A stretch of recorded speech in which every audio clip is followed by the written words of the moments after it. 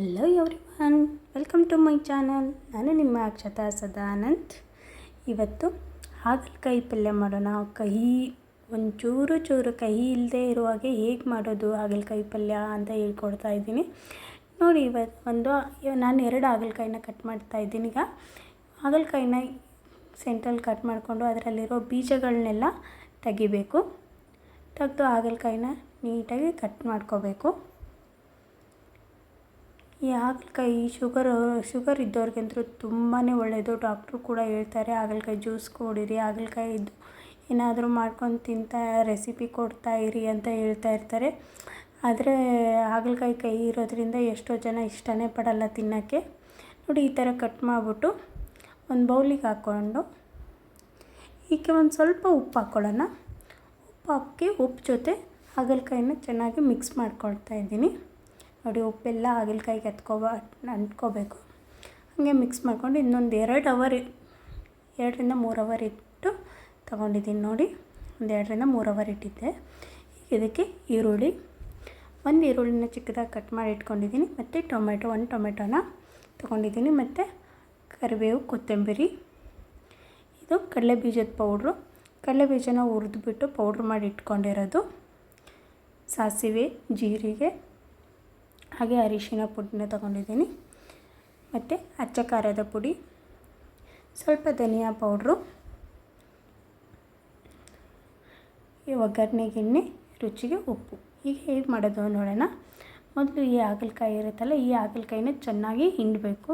ಉಪ್ಪು ಹಾಕಿಟ್ಟಿರೋದ್ರಿಂದ ಹಿಂಗೆ ಹಿಂಡೋದ್ರಿಂದ ಅದರಲ್ಲಿರೋ ಕಹಿ ಅಂಶ ಬಿಡುತ್ತೆ. ಅದು ಚೆನ್ನಾಗಿ ಎಲ್ಲ ಹಾಗಲಕಾಯಿನ ಹಿಂಡ್ಕೊಂಡು ಇವಾಗ ಬಾಣಲಿಗೆ ಹಾಕ್ಕೊಂಡಿದ್ದೀನಿ. ಇನ್ನೂ ಚೆನ್ನಾಗಿ ಹುರ್ಕೋಬೇಕು, ಸ್ವಲ್ಪ ರೋಸ್ಟ್ ಆಗೋವರೆಗೂ ನೋಡಿ. ಎಣ್ಣೆ ಹಾಕ್ಕೊಂಡು ಚೆನ್ನಾಗಿ ಹುರುಕ್ತಾ ಇದ್ದೀನಿ.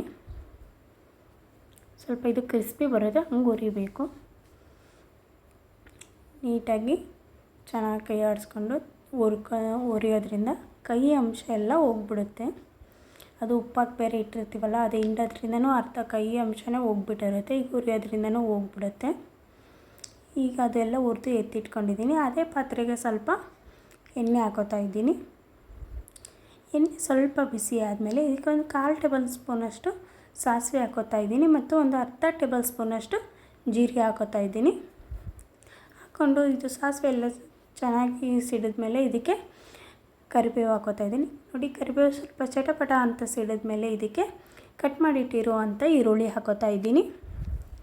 ಈರುಳ್ಳಿ ಸ್ವಲ್ಪ ಚೆನ್ನಾಗಿ ಫ್ರೈ ಮಾಡಬೇಕು. ಇದು ಸ್ವಲ್ಪ ಕಲರ್ ಚೇಂಜ್ ಆಗಬೇಕು ಈರುಳ್ಳಿದು. ಅಲ್ಲಿವರೆಗೂ ಈರುಳ್ಳಿನ ಫ್ರೈ ಮಾಡ್ಕೊಳ್ಳಿ ನೋಡಿ. ಚೆನ್ನಾಗಿ ಫ್ರೈ ಆಗಬೇಕು ಈರುಳ್ಳಿ ಫ್ರೈ ಆದಮೇಲೆ ಇದಕ್ಕೆ ಕಟ್ ಮಾಡಿಟ್ಟಿರುವಂಥ ಟೊಮೆಟೊ ಹಾಕೋತಾ ಇದ್ದೀನಿ. ಟೊಮೆಟೊನ ಚೆನ್ನಾಗಿ ಫ್ರೈ ಆಗಬೇಕು,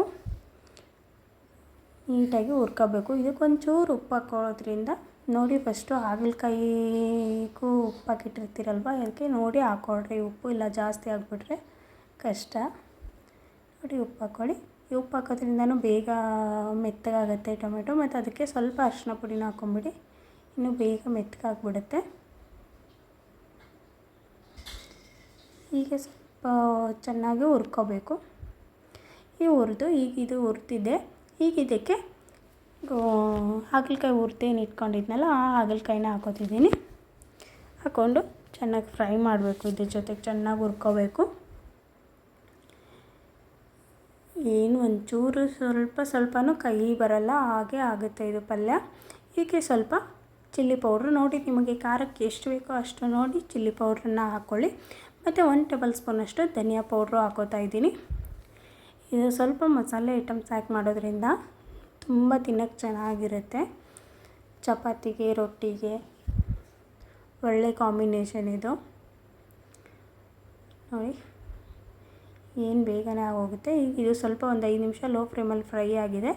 ಈಗ ಇದಕ್ಕೆ ಕಡಲೆಬೀಜದ ಪೌಡ್ರ್ ಹಾಕ್ಕೊತಾ ಇದ್ದೀನಿ.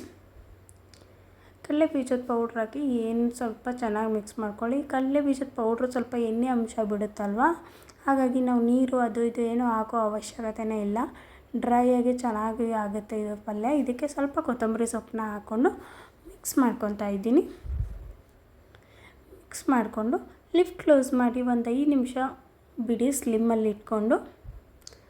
ಆವಾಗ ಚೆನ್ನಾಗಿ ಫ್ರೈ ಆಗುತ್ತೆ ನೋಡಿ. 5 ನಿಮಿಷ ಆದಮೇಲೆ ಓಪನ್ ಮಾಡಿ, ಅದು ಸ್ವಲ್ಪ ಎಣ್ಣೆ ಅಂಶ ಎಲ್ಲ ಬಿಟ್ಟಿರುತ್ತಲ್ಲ, ಪಲ್ಯ ಮಾತ್ರ ಸೂಪರಾಗಿ ಆಗಿರುತ್ತೆ, ಕಲರ್ಫುಲ್ಲಾಗಿ ಆಗಿರುತ್ತೆ.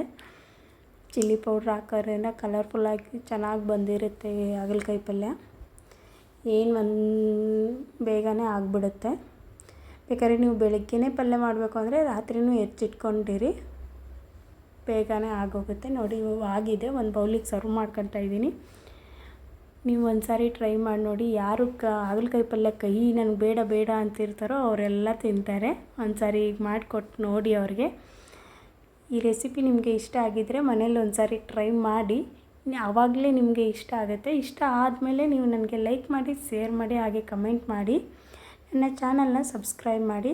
ನಾನು ಇನ್ನಷ್ಟು ಹೊಸ ಹೊಸ ವಿಡಿಯೋಗಳ ಜೊತೆಗೆ ನಿಮ್ಮ ಮುಂದೆ ಬರ್ತಾ ಇರ್ತೀನಿ. Thank you so much video ನೋಡಿದ್ದಕ್ಕೆ.